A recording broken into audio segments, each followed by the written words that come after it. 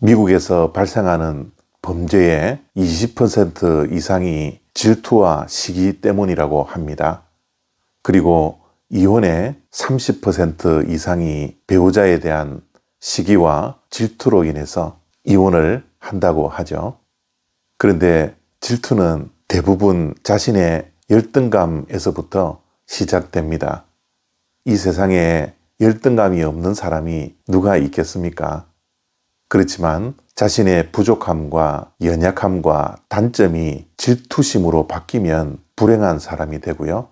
자신의 부족함을 인정하고 분발의 동기가 되면 행복한 사람이 된다는 것을 우리는 늘 기억해야 합니다.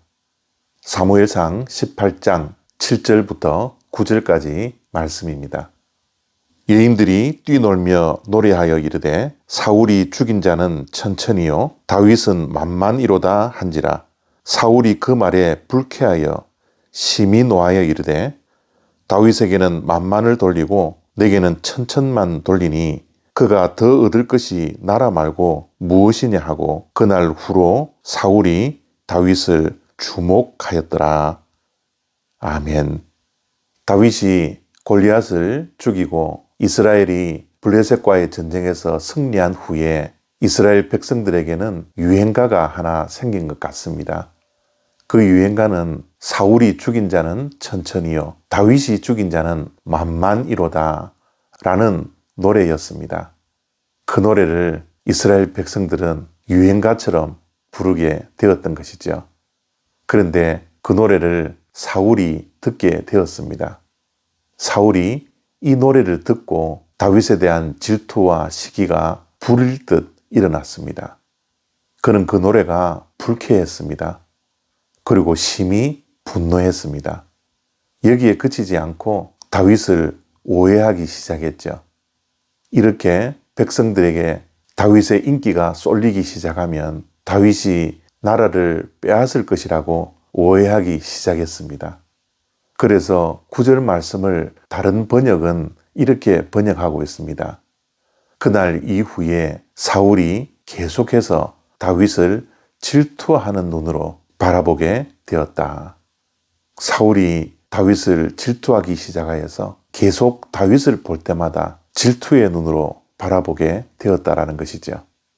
질투라는 것은 정말 무섭습니다. 자신을 파괴할 뿐만 아니라 상대방의 삶도 파괴하게 됩니다. 마음에 감사가 사라지고 늘 불평하고 원망하는 삶이 되고 맙니다. 감사가 없다 보니 마음이 피폐해질 수밖에 없죠. 혹시 아마데우스라는 영화를 보셨습니까? 거기에는 모차르트와 살르에르라는 천재가 등장하는데요.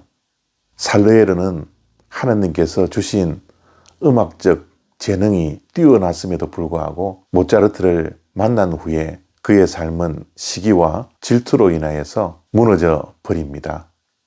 하나님께서 천부적인 재능을 살르에르에게 주셨지만 그는 모차르트에 대한 질투심으로 인하여서 자기 자신에게 그 정도밖에 재능을 주시지 않은 하나님을 원망하고 불평하며 살게 되죠.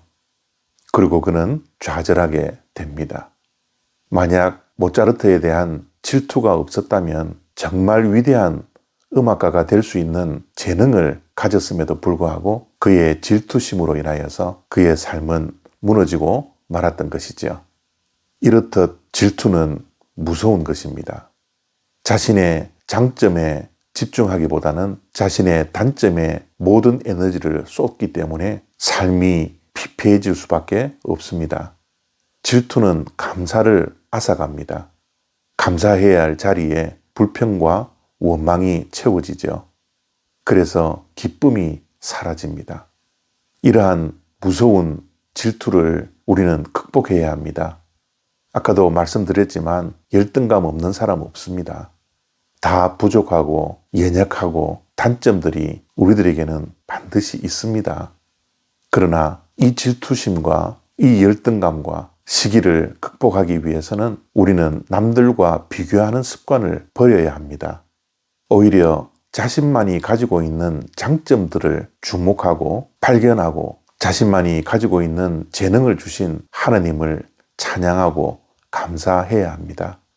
그리고 남들을 축복하는 습관을 우리는 가져야 합니다. 나보다 못한 자도 우리는 축복해야 하고 나보다 나은 자도 우리는 축복할 수 있어야 합니다. 마지막으로 우리의 부족함이 발견되면 그 부족함이 우리의 삶의 분발의 동기로 삼아야 합니다.